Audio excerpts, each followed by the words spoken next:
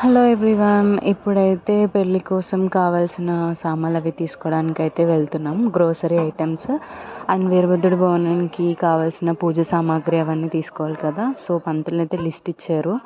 So ఆ list అయితే తీసుకొని మసీద్ సెంటర్కి అయితే స్టార్ట్ అయ్యామన్నమాట. సో అక్కడికి వెళ్ళిన తర్వాత ఫస్ట్ అమ్మవారికి చీరలు అయితే తీసుకున్నాము, 2 చీరలు అమ్మవారి కోసం. ఆ తర్వాత ఇంకా మార్కెట్ అంతా వెళ్తున్నప్పుడు అక్కడ రాముల వారి కళ్యాణం చేసింది అయితే కనిపించింది. చాలా బాగుంది. సో నాకు క్యాప్చర్ చేయాలనిపించింది. ఇంకా తర్వాత అయితే మెల్లిగా బట్టలు అవి తీసుకున్నాము. ఇంకా అలా ఐటమ్స్ వస్తూనే ఉన్నాయన్నమాట. సో అలా షాపింగ్ చేస్తూ ఉండగా మిడిల్లో కొంచెమన్నా మనకి డీహైడ్రేట్ అయిపోతుంది కదా. సో దానికోసం అని చెప్పి చెరుకు రసం తాగేసాము.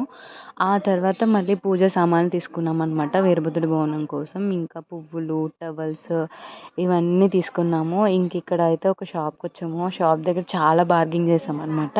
మన బార్గింగ్ లెవెల్స్ చూపించాం వాళ్ళకి. సో ఇంకా ఫైనల్గా గోల్డ్ షాప్కి వెళ్ళి పట్టీలకి మెరుగు పెట్టించి ఇంక ఇంటికి వచ్చామన్నమాట. ఈ డే ఇలా గడిచింది. ఎండాకాలంలో పెళ్ళిళ్ళకి నీతో చాలా అవసరం ఉంది గురు.